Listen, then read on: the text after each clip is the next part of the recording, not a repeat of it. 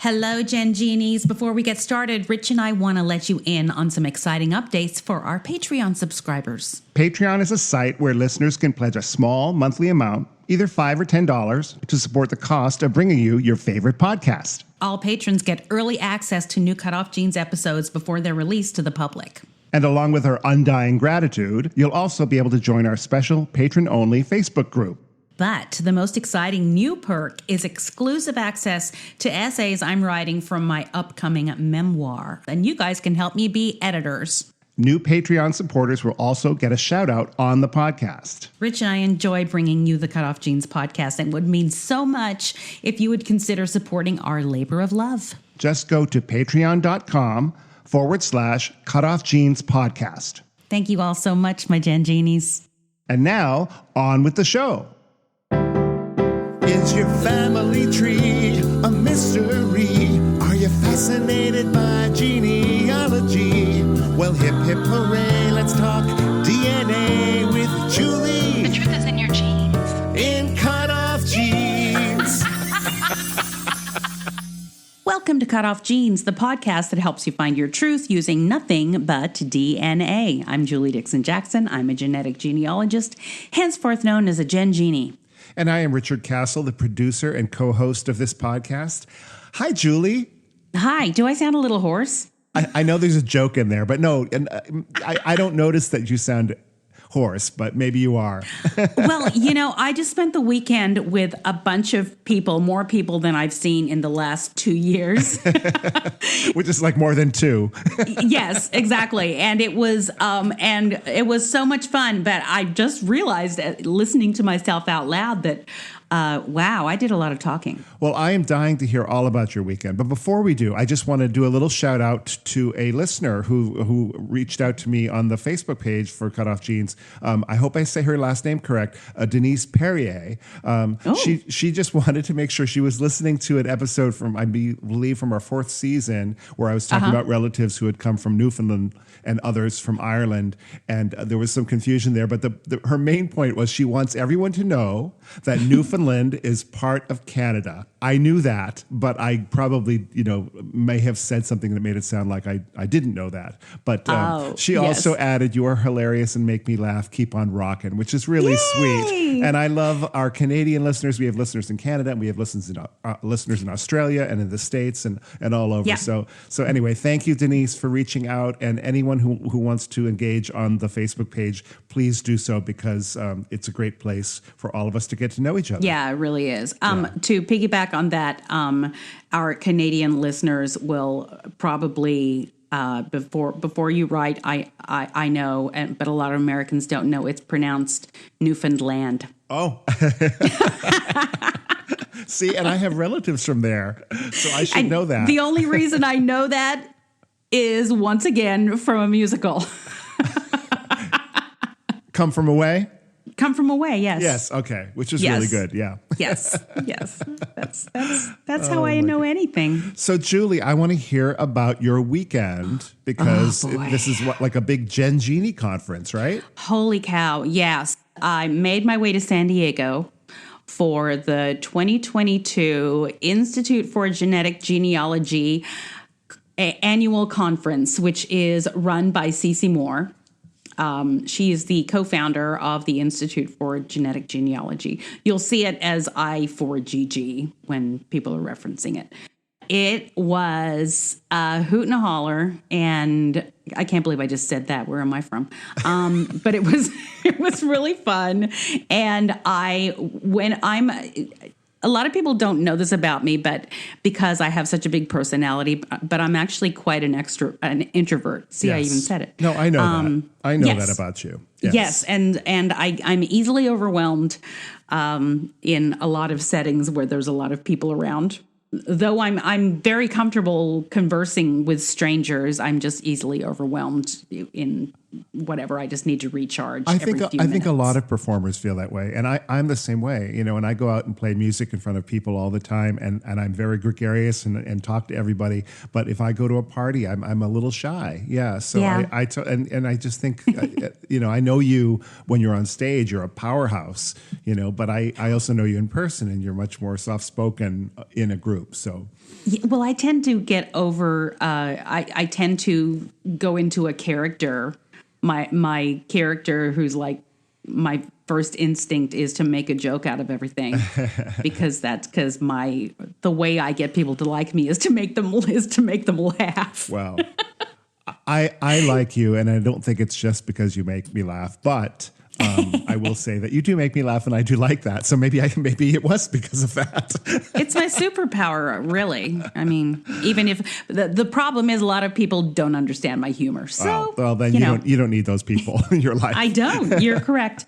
I want to thank friends of the show, Dawn Cosmakos, who and also Jenna Robertson, both who have been story times on the show. Yes. And encouraged me to go, and then also really brought me into the group. Dawn goes every year, and Jenna's been there before too, and just made sure I was included and invited me to things that I normally may not feel comfortable just showing up to.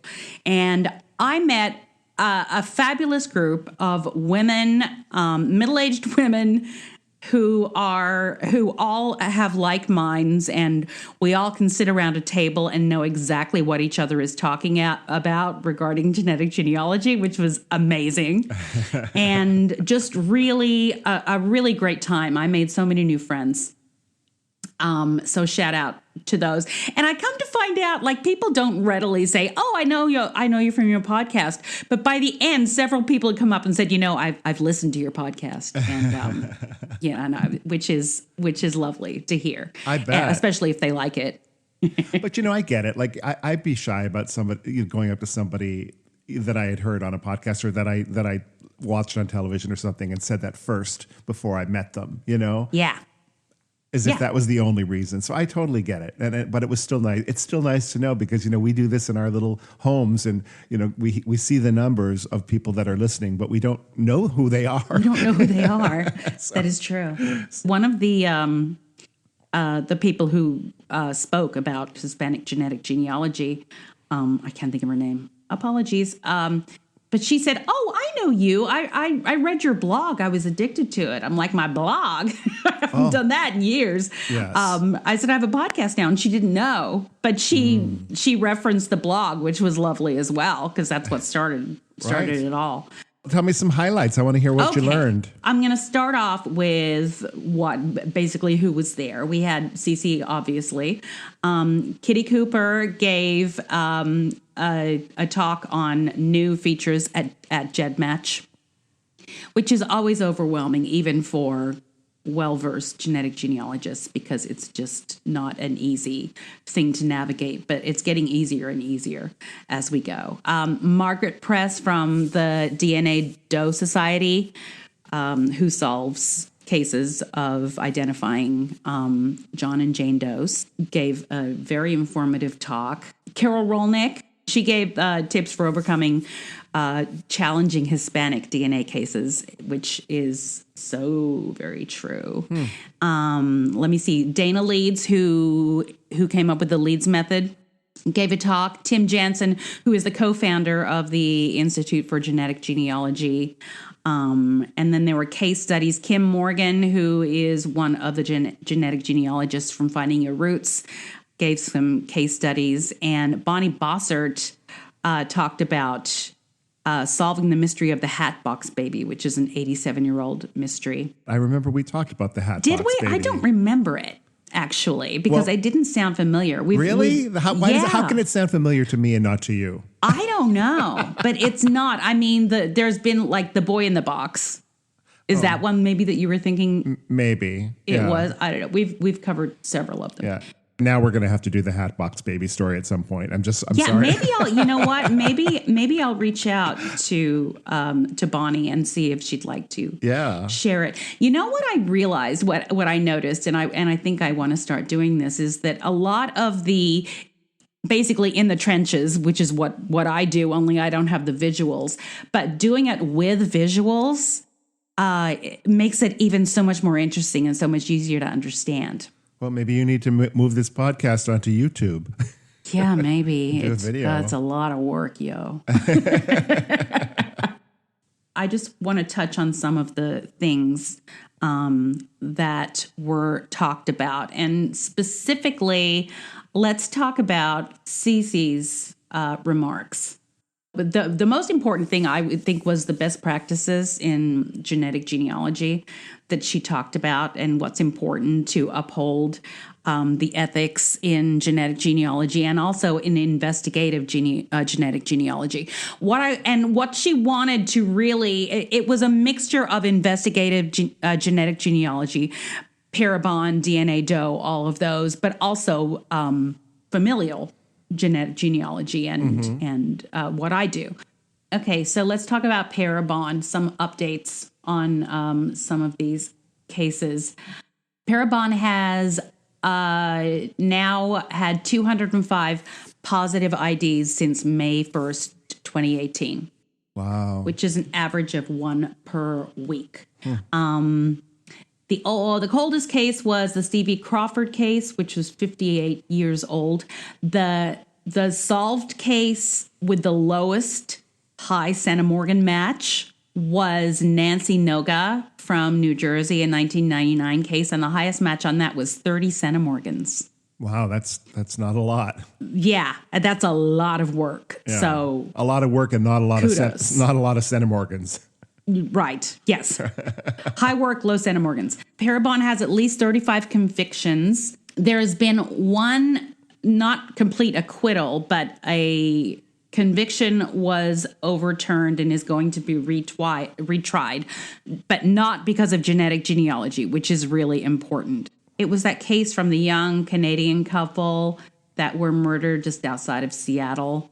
The Tanya von Keilenborg and Jay Cook case. Okay. Where William Earl Talbot was convicted. It was overturned, but had nothing to do with genetic genealogy. It had to do with a juror issue or something. So as long as nothing is being overturned or challenged because of the genetic genealogy, we're in good shape. What she really pushed the point of what is important with law enforcement using genetic genealogy is that the genetic genealogy needs to remain a tip, and it needs to be solved on other solid evidence. Does that make sense? I think what you're saying is that there needs to be other corroborating evidence. Right. If somebody is acquitted because they're questioning the genetic genealogy, that's bad for investigative genetic genealogy for law enforcement. No arrest should ever be made strictly on investigative genetic genealogy. For example, when we get a hit or when they get a hit on who they think it is, that is when law enforcement has to follow up and do an investigation and put him there or put them there and make sure they have corroborating evidence of how his DNA got there. I see. Okay. Does that make sense? Well, I mean, are you saying because it could possibly have been planted? Right. Right. Some of the considerations are, and this is something to think about, is that sometimes a law enforcement professional, his DNA may have been accidentally, like touch DNA or something may have been accidentally picked up from the scene. Right. Well, in other words, if somebody has left their DNA at the scene, or has been found, and yet they have an alibi, or say there was a case where somebody lived in an apartment like months before a murder happened, so his DNA was there. I see, and he was investigated. Right. You need more evidence than just the DNA. Exactly. Right. In other words, the DNA is another tool in the toolbox of law Correct, enforcement. and a very important one. Yes. But we have to make sure that it's not challenged by sloppy detective work. So another thing in best practices for investigative genetic genealogy that we need to think about is that the DNA should go into CODIS first. What is CODIS? CODIS is the combined DNA index system. That is the government database that has the DNA of all offenders that have been Convicted? arrested and convicted. However, if they are arrested but then are exonerated, the DNA goes out. Okay. That DNA, CODIS uses STR data. Which means? STR is short tandem repeats. It's a specific type of sequencing that's also used in Y chromosome sequencing. It does more one-to-one matching.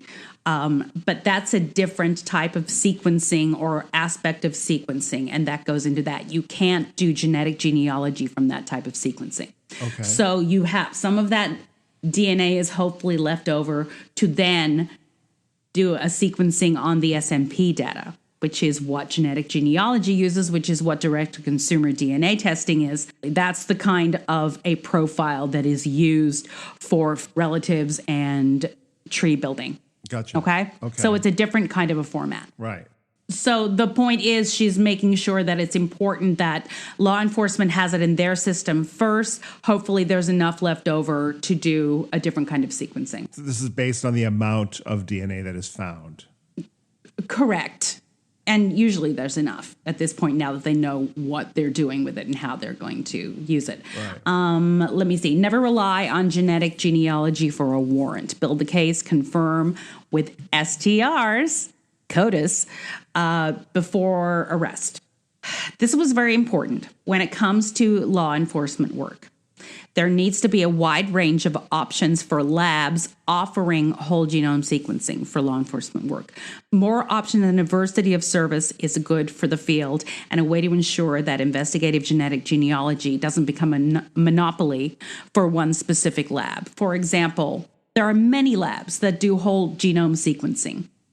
Any of them can be used for investigative genetic genealogy. Mm-hmm. In concert with law enforcement. There shouldn't be a monopoly on just one. Whole genome sequencing is basically when the whole genome is sequenced. That's the easiest way. And from that, you can derive an SDR sequence and an SMP sequence. Gotcha. Okay? So that is the bottom line of what this is about. Something recently that has happened is Maryland and Montana have passed the nation's first laws restricting law enforcement access to genetic genealogy databases. Parabon and Bodie, who is another lab, are the only two firms legally permitted to perform in investigative genetic genealogy on New York cases, except the FBI. The FBI has free range. There's also, and I think, is it New York? One of the states is moving forward with the caveat that there needs to be a certification for genetic genealogists to work on law enforcement cases. But there is no certification right now. Right. So there needs to be somebody out there who has the time, ability, and wherewithal to come up with these certifications and come up with these tests that can certify that people are certified genetic genealogists. That makes sense. Yeah. Yeah. It's so new and up and coming that there's no way to certify yet. I mean, yet you want to make sure that people know what they're talking about when they're going to do. Correct. If they're going to get involved in law enforcement and putting people in jail. We need to make sure that these people know what they're talking about, right? Exactly. Yes. Exactly. And I think that only makes sense because it's the Wild West out there right now. Anyone can say they're a genetic genealogist. but without the proof to back it up. If they don't say that they're Gen Genies, I don't trust it. Yeah, that's the most important thing, I think. If they know if they call themselves Gen Genies, then I know that they're in the know. Right. The best practices talk was really her bringing up her concerns of a wide range of options and concerns about there being ethical questions as to how people want to proceed with this very important new technology. I'm glad that she addresses that. I mean, there are ethical questions. We've dealt with them on the show. Especially, yes, when it comes to people's lives. Exactly. Just real quick, some more best practices just in genetic genealogy in general, because not just for law enforcement, these are things that I like to think about. Protect the privacy of the matches and target reference testers, because they can often feel like they're thrown under the bus. We need to take an opportunity to educate the public, including increasing public awareness and support, and encourage testing. That's really important. We need to educate, which is why I think our podcast is so important, because so many people are misinformed about what genetic genealogy does and what kind of privacy laws there are. Sure. And everybody needs to have informed consent before they are participating. Something I didn't know was law enforcement is only allowed to use GEDmatch and Family Tree DNA, which is a public for-profit company, but you can opt out of law enforcement. But law enforcement has to pay something like, I think it's $550. So on GEDmatch, it's called GEDmatch Pro, and that comes from law enforcement. And they have to pay $550 per upload, and then it only has access to opted-in kits. And FTDNA is the same way, and it's $650 for law enforcement for that. It's an expensive proposition. It is. And another thing she pointed out is that law enforcement doesn't have unlimited funds. No. Yeah, it's expensive for them, and it's hard to balance and decide what is more important to spend your money on, and what is to have realistic expectations and to choose the correct route of how to solve these cases. Yeah, that makes sense. There's already, so many cases and not enough people to even investigate all of them, and then let alone put more financial resources toward them. Correct. So do you want to take a break? Okay. If you're enjoying our podcast, please subscribe, rate, and review, or consider supporting us on our Patreon page, patreon.com/CutOff Genes Podcast. Now back to Julie and me. Okay, we're back, and since the first segment went so long, we're going to go straight into story time again. Okay, so this is the first part of my extended conversation with a lady named Cynthia from Michigan. She opted to just use her first name. We don't even know if that's her real name. It could be a pseudonym. Maybe she's Cynthia Bjorgi. I think if anyone wants to use a pseudonym, it has to be Bjorgi. Of course it does. Anyway, Cynthia reached out to me. Her story is amazing, and this is the first part of it. So let's have a listen. Hey, everybody. I have on the line Cynthia from Michigan. Hi, Cynthia. Thanks for being here. Thank you. Thank you. I'm so excited to hear your story. We've spoken briefly in the last couple days, and it definitely sounds like something the listeners would enjoy, or I don't know if enjoy is the word, but you know what I mean. Relate to. You relate to. Thank you. This is your story to tell, so please share it with us however you feel is appropriate. Okay, very good. Thank you, Julie, and thank you for allowing me this outlet.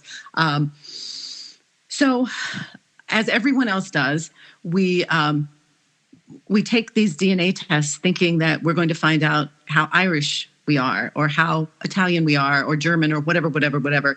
And so I fell into that same thing thanks to my daughter and her boyfriend. The boyfriend was convinced he was 100% Italian, and we all laughed at him thinking he's not. We were wrong. He was right. So then my daughter tests. And so she comes up with a lot of very interesting combinations, and she's a quarter British. And we're thinking that seems wrong. It seems like that should be a little bit higher because I expected that I was pretty well European, British, Irish, Scottish, that kind of thing. So we just completely decided that we knew how DNA worked, and that she just inherited more of my husband's, that she got 75% of my husband's DNA and only 25% of mine. We all laughed about that and we put it away. And so later that same year, so she and her boyfriend tested at Christmas of 2018. And so as springtime rolled around 3 years ago, she said, hey, would you and Dad like to have DNA tests for Mother's and Father's Day? How would you take it if I got that for you? So she did, and we did. So my results came in June of 2019. I opened it up and I see that I am 50% British. Most and a lot of that was Scottish and Irish, and I thought, well, okay, so this is how bad we are at math. The numbers were, she's a quarter, I'm a half, so okay, and I closed it up. I mean, is that crazy? I closed it up. We did a little bit of verification in that, my daughter, when she got hers, asked me some names, and I said, I don't know that person. I don't know that person. I don't know. Oh, that's my first cousin. I know her. This is legit. So I just up, and we were clueless, and we just thought, super cool. You look a little bit more like me, but you have all your dad's DNA. 75% is your dad. So we were just babes in the woods at that point. I came down with some kind of a crazy cold in fall of 2019. Could have been COVID, who knows? But I was much more comfortable just kind of lounging in my bed, playing on my phone. And in November of 2019, I whipped out my phone, and I had you have some new DNA messages or new DNA matches. Mm-hmm. So I clicked on that. I logged in, and I started poking around. Well, now an unknown first cousin has popped up. I know all my first cousins. We all go through these stages of denial. Mm-hmm. And this person was on there, and so was her son. So my first cousin and my first cousin was removed. I do not know these people. I sent her a message and asked, how are we connected? And then apparently I overcame whatever illness I had and went on with life. And it was Christmas and holidays and da-da-da-da. After that, COVID hit in March of 2020. So I had a pretty big surprise. Before I get to this surprise, though, I want to explain why even the surprise wasn't that surprising. I grew up knowing that the man I lived with was my mother's husband. She married him when I was about 4, and he adopted me when I was about 8. When I was somewhere around the age of 10, my grandparents took me aside and said, he is not your real dad. Furthermore, my grandmother goes to her closet, pulls out an old purse where she has some pictures. She hands me a little 1-inch by 2-inch high school picture, junior high picture of a man. And she says, this man is your real dad. So your grandparents did this. Did they ask your mother if they could do this? No. Oh, interesting. Yeah. Okay. So I turned the paper over, they turned the little picture over, and I read his name. Okay. And I never forgot it.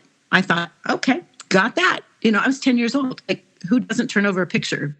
So side note, so you never mentioned this to your mom? Never. Okay. Interesting. Okay. Still, I haven't. Oh, really? Okay.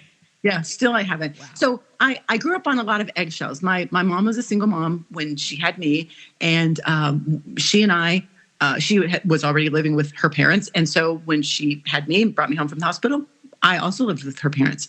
So when she married my stepdad, who became my adopted dad, they moved out on their own and had another couple of kids, but I stayed with my grandparents. I lived at my grandparents' home 5 days a week. And then on the weekends, honestly, it sounds really mean, but if their work schedules permitted, then I went there. And if their work schedules didn't, then my siblings came to my grandparents' house too. So what reason were you given that you stayed with your grandparents, but they went off? Because my mom and dad, and I call him my dad, they work second shift. Oh, okay. I might have been sassy, and I might have also just not fit in with her new family. It was that kind of a thing. Yeah. So another thing we don't talk to my mom about. And so I knew as a very young child to not do certain things, but to always listen. So I got to hear a lot of things.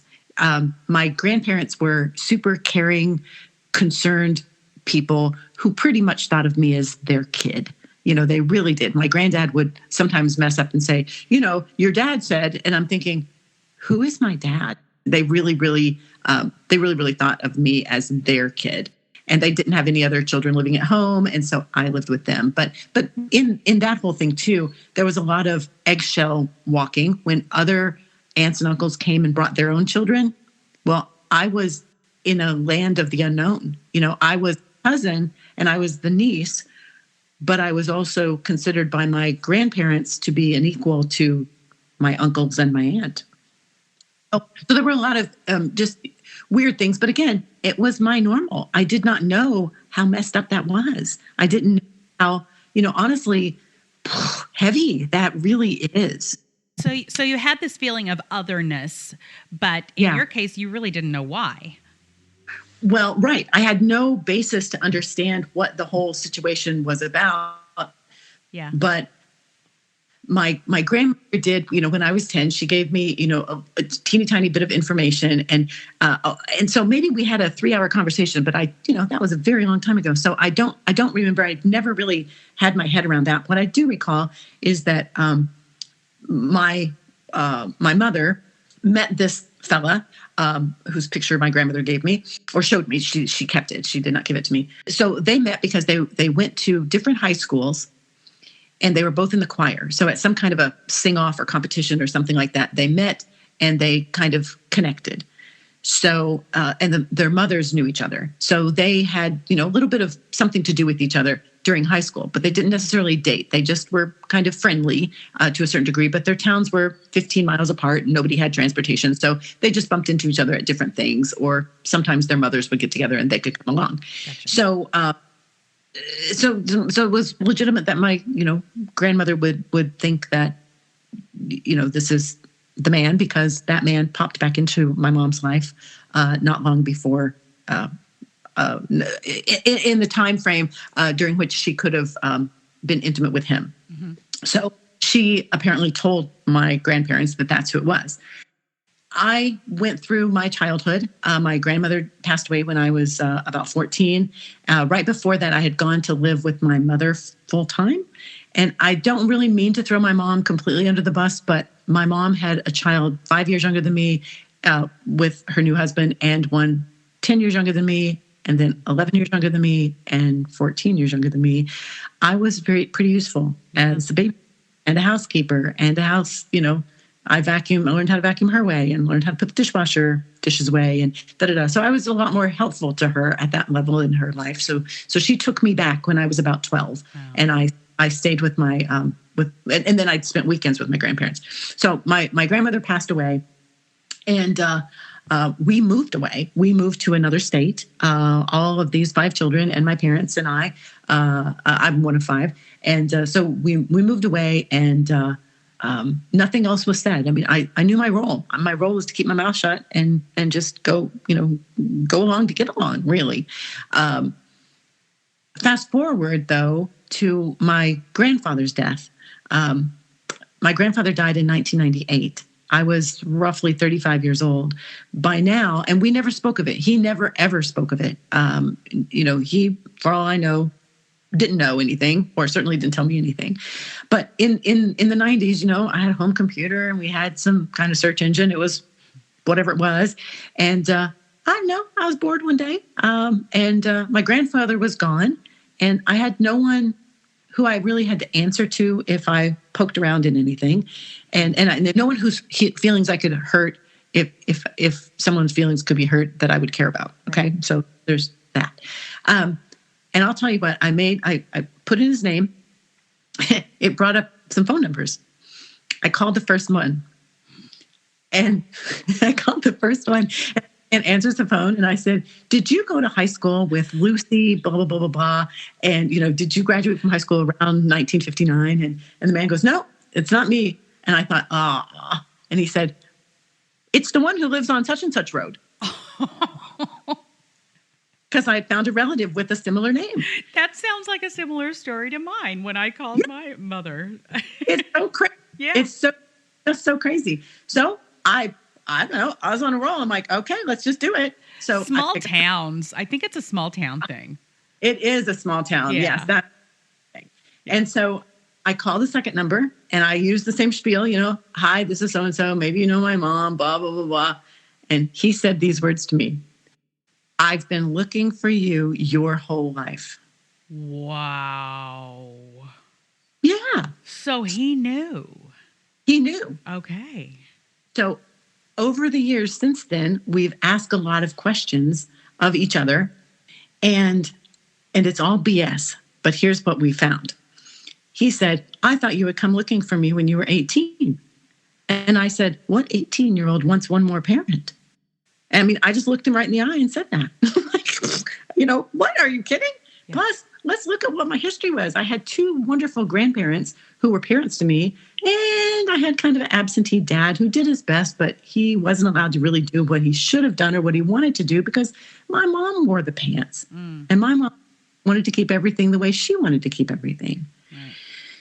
So, no, I wasn't going to go look for another parent. Good Lord, if she had had a fling with him, maybe he was like her. I didn't want anything. I didn't need any more of that in my life. Right. So, since then, since 1998, he and I have had a casual relationship, which means if I'm near his hometown and I want to go, I sometimes feel obligated. I'll call in advance and say, hey, I'm going to be in town or I'm passing through or whatever. And so he's come to visit me 2 or 3 times and stayed here at our house. And our family has gone down there and we've stayed at his house a handful of times as well. Wow. You've stayed at each other's houses. Okay. Absolutely. Yeah. Okay. Yeah. I mean, we're related, we think, Sure. And there are other times when I go to visit. He lives 45 minutes from where my mom lives. And so there are a lot of times, though, that I would go and visit my mom and not have anything to do with him, not see him, or just run off for the day and, go to his place and hang out for the afternoon and then turn around and come back. But not every single time, probably every 3rd or 4th time, because, it's just he's a few removed from me. We didn't really click at all. I mean, I felt obligated to be a certain way toward him, and he felt a little bossy, and I don't like that. So yeah. Let me step back here for just a second. The day after or so, very soon after, it might have been the same day, maybe like next day, I called my mom and told her that I had found him, and I used his name. And I said, Mom, I found and just talked to, and said his name. Uh-huh. She hung up the phone on me and didn't talk to me for 6 months. So that was my reaction too, as well as, all right, I'm the winner, you're the loser, because you can't even admit something that was, I don't know how old I was, 35 or something, 34, whatever. Come on, get over yourself. That is so weird to me, that whole thing about that's their secret that has nothing to do with you when it actually has everything to do with you. Yeah. Yeah. Absolutely crazy. Part of the backstory that, as I've learned since then, through a lot of conversation between the two of them, is this. One, he never paid any child support, even though my mom listed his name on the birth certificate. She always told him, I don't want anything from you. And so that was through an attorney, not ever speaking. They've never spoken since I was born. Wait, I'll back up. In the late winter, January, February of the year I was born, he calls her house and says, hey, I'm going to be in town. And by this time, she had moved to a bigger community. And he said, hey, I'm passing through your town. I'll stop by and, maybe your mom will cook dinner or we can go out to dinner or something. And so she says, okay, that's great. So my grandparents, being country people, when he gets there, says, I made some fried chicken and whatever. And you can just, if you want to just stay here, you can sleep. I don't know if he slept on the sofa or slept in a spare bedroom or something. I don't know. But he spent the night there. The next morning, he gets up to leave and head on out on his business trip. and this is from him. He says, your mom was dressed and ready to go. And she said, I'm going with you. I don't know that she was even invited, but he so give me the timeline on this. This was before you were born. This is like... It was like 8.5 to 9 months before I was born. Okay. All right. So she has decided that, oh, bingo, he's coming to town. I'm going to go off on this little jaunt with him. He was headed to maybe Florida or something for a job prospect. And I don't know if she thought she was going to get in on a trip or what, but the ulterior motive of it is that she wanted to escape her life and she wanted to run off with him. At a point during that trip, she realized she was pregnant. So I found through my ancestry information, and which I'd never known of this, they got married. They went to Tennessee where there was no waiting period, and they got married. Oh, okay. So, well, they went on their trip. Then they went back to his small town where my mom thought she was going to set up housekeeping because, I'm pregnant. I've got his baby in the in the oven here. And so this will be great. We can like stay with his mother or get our own little apartment or whatever. I don't know what she thought. But they go back to the hometown and he finds out that, as they both tell it, the law was looking out for him. Like not on his behalf, but looking for him, like be on the lookout for this dude.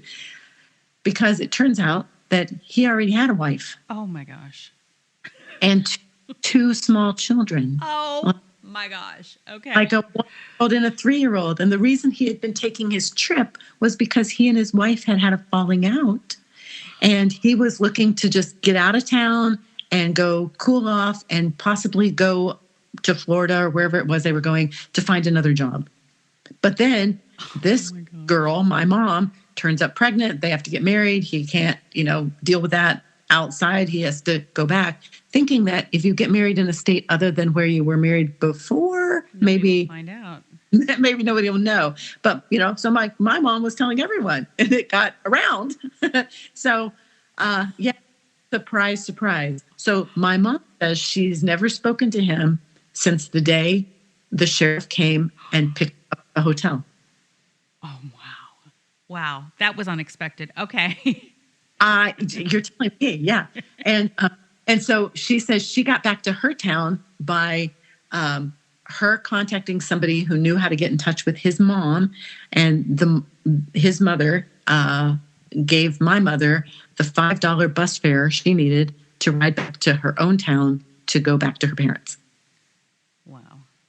So my grandparents, in showing me that picture of him, know that she had gone off with him. It's completely legitimate in their mind, or understandable, maybe not legitimate, but it's completely understandable in their mind that he would be right. So there's that.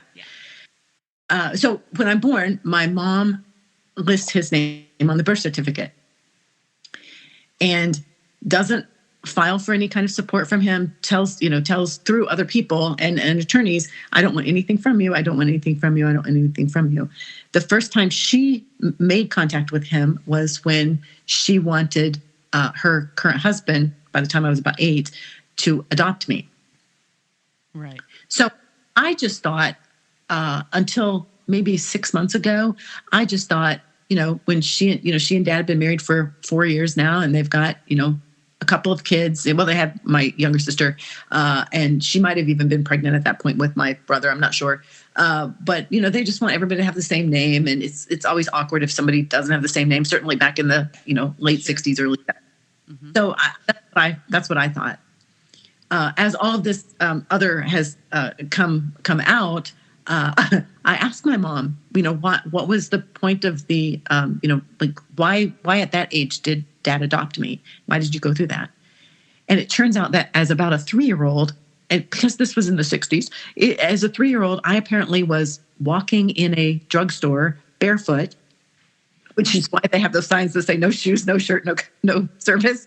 I was walking and I slipped and fell, or I was goofing around and fell, and I got cut on something in the store. And so that the store would pay the bills for my injury, my mother hired an attorney. And the attorney said, we have a better case. This is what my mom says, and not everything she says is gold. But My mom says the attorney told them that they would have a better chance at the case against the drugstore if we all had the same last name. That is so weird. Okay. I'm telling you. I believe that somebody said that, and I believe that she thought that. All right. Thank you so much, Cynthia. That is where we're going to end that, and we're going to hear the rest of that in the next episode, or maybe two. Thanks for listening, everybody. This is Richard Castle, and if you'd like to find out more about me, you can go to my website, richardcastle.com, or you can follow me on the Twitter or on Instagram @CastleSongs. And again, I want to thank the listeners for reaching out to me. I've been solving a few cases of late for you guys, and I so much appreciate it. And it's that much more special when I know that you guys are listeners. So thank you for that. And keep on keeping on. If you'd like to reach out to me, just go to cutoffjeans.com. You can find all things Cutoff Jeans there, including help. And follow me on the Twitter @JulesJackson, @CutOffJeansPod, and you know about all the other stuff. And as I always like to tell you guys, the truth is in your jeans.